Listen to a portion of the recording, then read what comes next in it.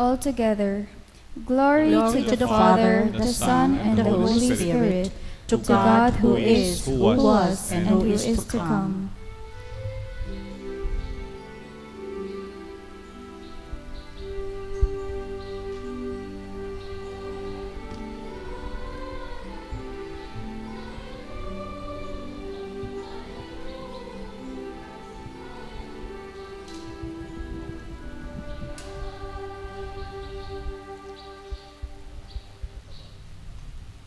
The Lord be with you. And with your spirit. A reading from the Holy Gospel according to Matthew.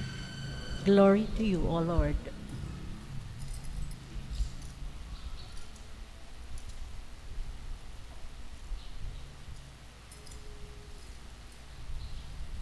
The 11 disciples went to Galilee, to the mountain to which Jesus had ordered them.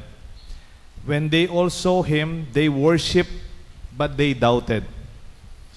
Then Jesus approached and said to them, "All power in heaven and on earth had been given to me.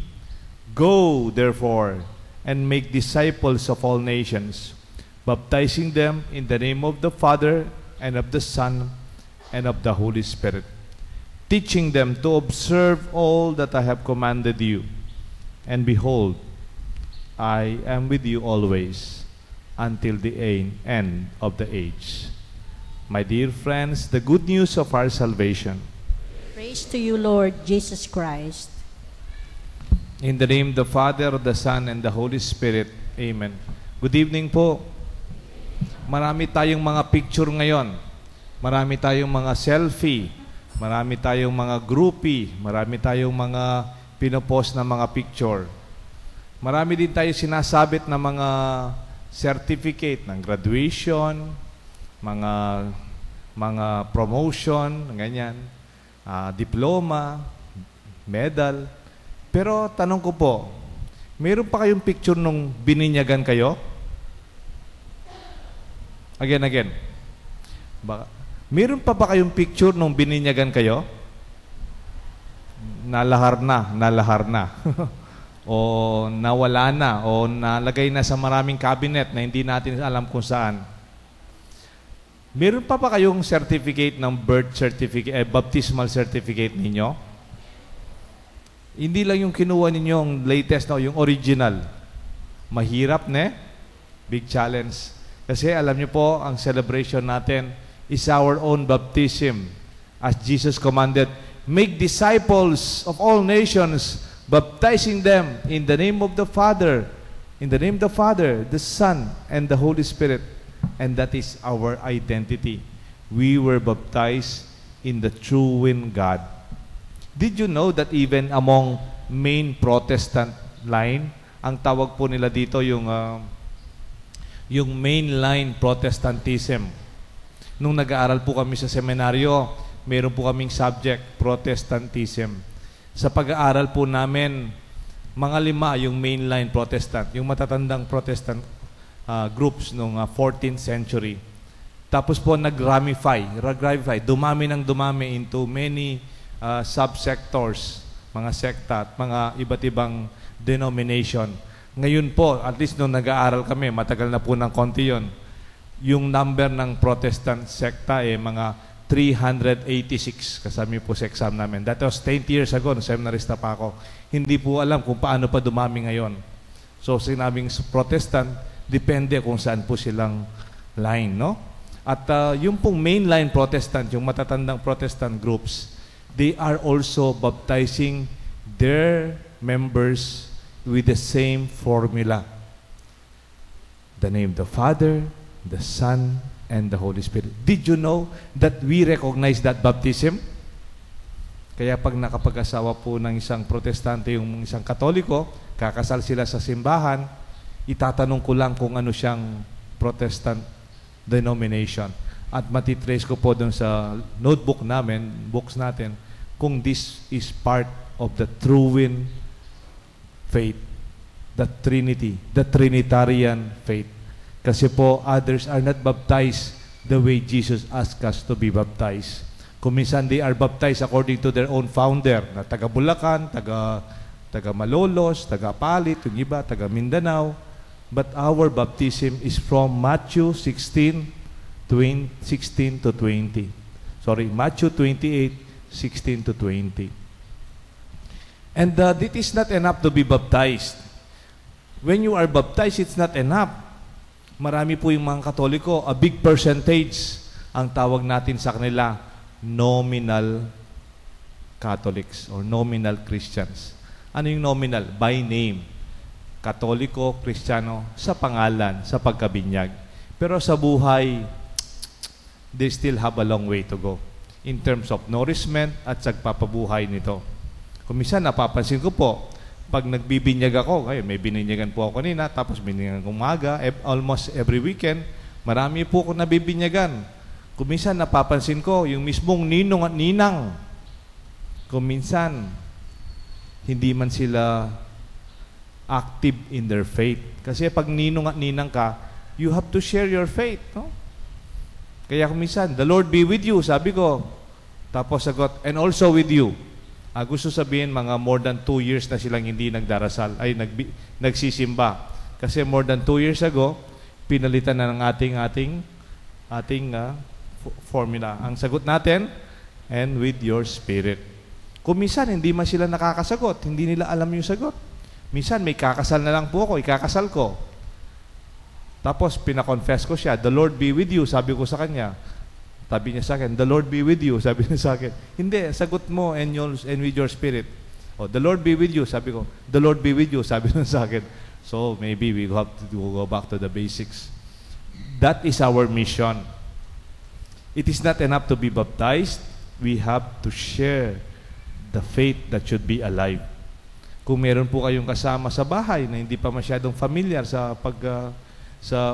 sa misa, wag niyo pong ipahiya, wag nating don't make them feel insecure. Make them feel accepted and embraced. Kanina pong alas 5 na misa, before this, may pinag-offer. Nag-offer po siya, dala-dala niya yung alak, sumama dun sa mga nangongolekta. Dito pa pupunta. So, gusto sabihin, baka first time niyang nag-offer, o even baka first time niyang nagsimba dito, no? Dinadala niya po yung alak, sumama doon sa nangolekta, lumang linalabas.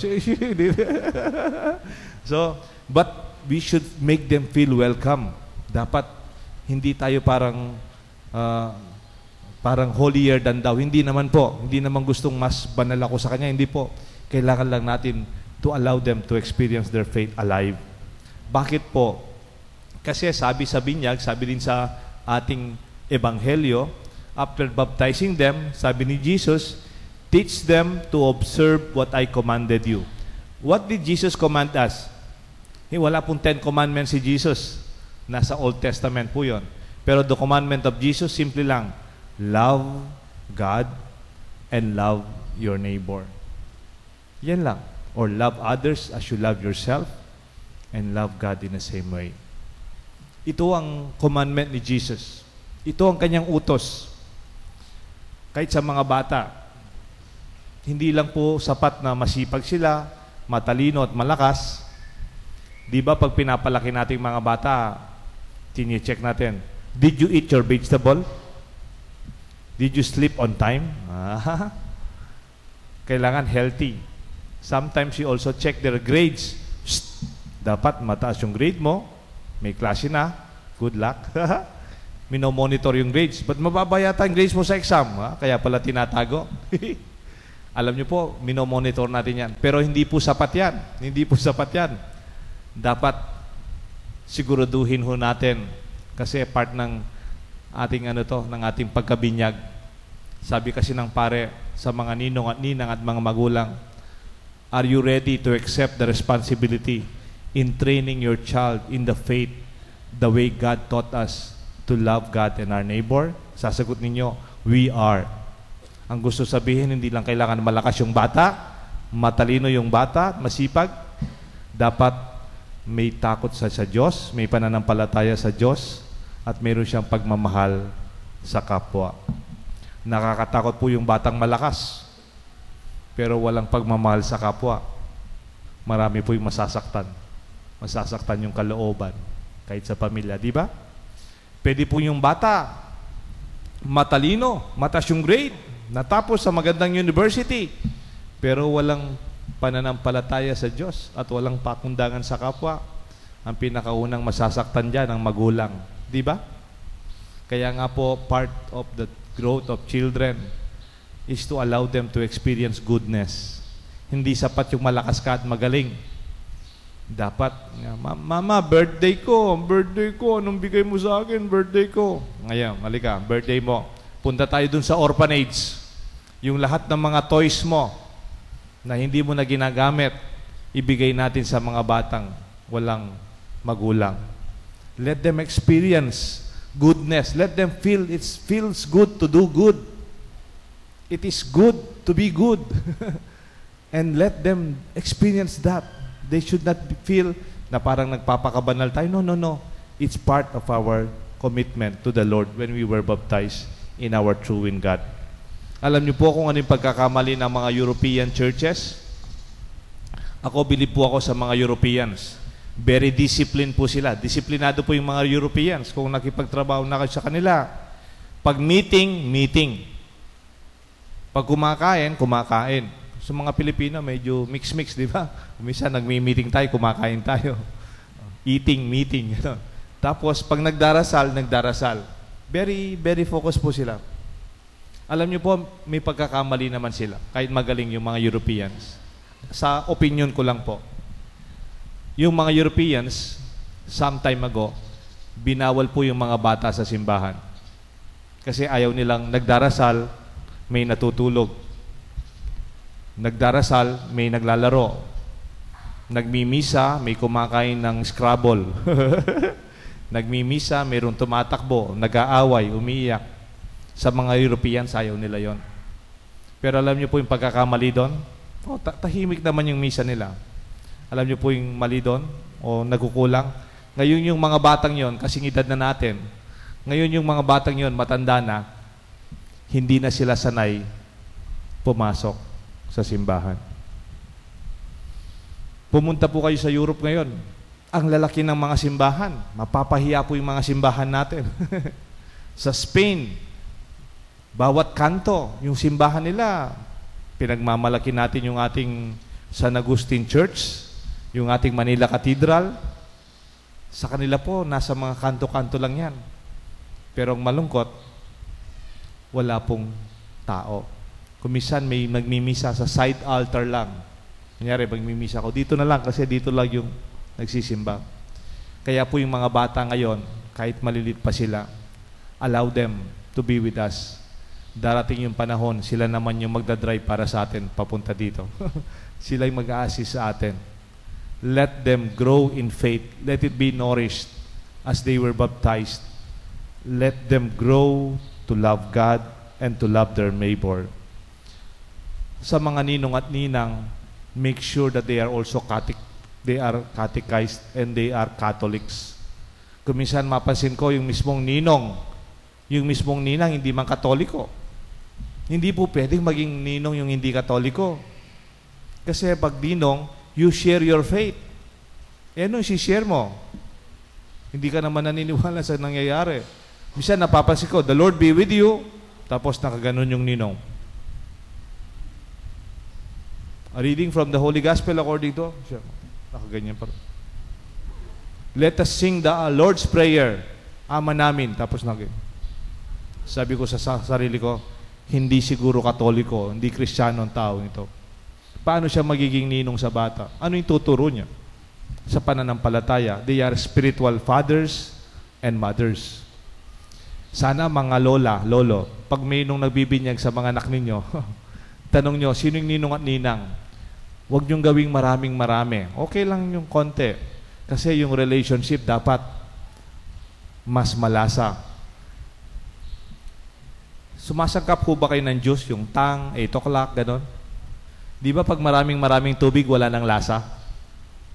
Ganon din po yung relationship. Pag maraming ninang-ninong na, parang isang barangay na, 24, 30, alam niyo po, wala nang lasa yung relationship.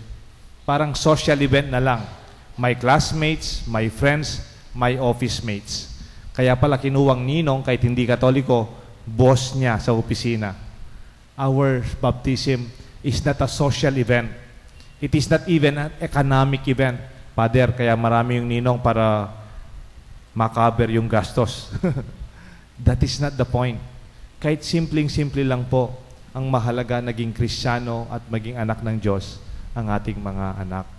At ito po ang pinagdiriwang natin ngayon, ang ating pagkabinyag sa ating pagiging Kristiyano. Sana we make this alive and share it with others. Not only alive but nourishing others. Kaya po ang ating pagkakatoliko, meron tayong tinatawag na indelible mark. Hindi po yung indelible ink, ginagamit po yan sa election, kaya lang 24 hours lang. Indelible mark, it remains forever. It will be a soul marked by our baptism in our Christian faith. It will always be with us until the end of time, the way Jesus said it in the gospel. Kaya po ang side note dito, pag nabinyagan na yung bata, hindi na pwedeng binyagan muli. Meron pong isang pamilya, actually kasama ko noon sa seminaryo. Hindi po siya natapos ng pare, obviously, pero meron po siyang anak sa Canada. May baby sila. Nabinyagan na yung anak niya sa Canada kasi nandun yung immediate family nila. Ngayon, uuwi sila sa Pilipinas ngayong Mayo. Tumawag sa opisina. Father Deo, sabi niya, pwede kong pabinyag muli yung anak ko. Kasi dito gusto ko naman yung binyag kasama yung mga kumpari kong kaklase at saka kababatang barkada. Sabi ko, hindi na pwede kasi nabinyagan niya sa Canada. That baptism remains. And you do not do reenactment of a baptism. Sino po yung may kotse sa inyo? Di ba yung sasakyan ninyo, yung chassis, mayroon siyang number? Pag pinaparegister nyo yung number ng chassis niya, it remains. Pag binura po yan, pag dalawa yung number, carnap. O kaya hindi na original. Ganyan din po yung ating kaluluwa. When we are baptized, we are already marked with an indelible identity that we belong to God our Father. And it will not change. Ang maganda po dito, nabinyag ka sa Canada, nabinyagan ka sa Amerika, sa Paris o sa Japan o sa Vatican o dito sa Pilipinas, iisa lamang ang ating binyag. It will be recognized because this baptism unites us as one. And I would just want to end with an experience. Minsan, meron po akong inanoint sa Makabali. Nung inanoint ko po yung lola, mga 86 years old. At habang inaanoint ko po, napansin ko sa side, meron silang yellow paper at may listahan sa yellow paper. So, inanoint ko. Napansin ko, yung naglilista, yung kaibigan ko, may listahan sila. Hinatid po ako sa parking lot pagkatapos ng anointing. Sabi ko dun sa kaibigan ko, ano ba yung ninilista ninyo sa yellow paper? Kasi nakita ko sila. Barkada ko naman. Father, pinapalista ni Lola kung kanino nyo iiwan yung kanyang matandang bahay. Yung kanyang sakahan sa likod. Meron po siyang jeep na pinapaarkila. At saka yung kanyang mga luma at antik na alahas. Naglilistahan po kami, Father. Sabi ko sa kanya, ang tawag dyan sa legal parlance last will and testament. Di ba sa atin, pag matanda na tayo, pinapalista natin kung kanino natin iiwan ang ating kayamanan. Yung iba naman, nililista kung kanino iwan yung kanilang utang, ganyan. pero alam nyo po, ako ang binyag sa paniwala ko, first will and testament. Hindi pa man tayo tumanda, wag na tayong tatanda, pinapamana na natin ang ating kayamanan. Ano po ito? Ang ating pananampalataya. And that faith should be nourished. Kamukha ng kayamanan, dapat hindi mawala. Kamukha ng kayamanan, dapat ito ay should be taken care, it must grow, and it should be used well. At ito po ang ating kayamanan, ang ating pananampalataya sa Diyos. At bibigyan ko po kayo ng assignment na. Okay lang po? Para sa inyo po ito at para sa mga anak ninyo. Kung hindi nyo na kaya, at least sa mga anak ninyo, sa mga apo ninyo, preserve them well. Ito po yung tanong ko, assignment. Meron ho ba kayong kopya ng yung baptismal certificate? Mahirap na po, no? Minsan, nasa cabinet, nawala na. Hinanap ko po yung baptismal certificate ko kahapon, 1968. Sinilang po ako May 28. Nag-birthday po ako a few days ago. Kaya lang, sorry, hindi ko na-imbitahan. Sayang. Pero alam niyo po, ang masaya po ako, nakita ko yung baptismal certificate ko, tinignan ko. Nabinyagan ako after some time. Ano po ito? June 8, 1968 o January 8. It was immediately after that. And nakita ko rin po, yung ninong at ninang ko, iisa lamang, Eduardo Galang at yung isa po, Annette Flores. Isa lang po. Isang ninong, isang ninang. And I was very happy to see. Ngayon po, sinabit ko dun sa pader ko. Because without this certificate and without this baptism, I could not even be a priest. And I could not even become who I am now. These are the most important certificates and pictures of our life. For your children, your grandchildren, preserve them well. To always remind them that we belong to God, that we are God's children, and we are one family. And this is our celebration, our God that unites us, the Father, the Son, and Holy Spirit, our foundation, our source of blessing. The Father, the Son, and the Holy Spirit. Amen. Amen.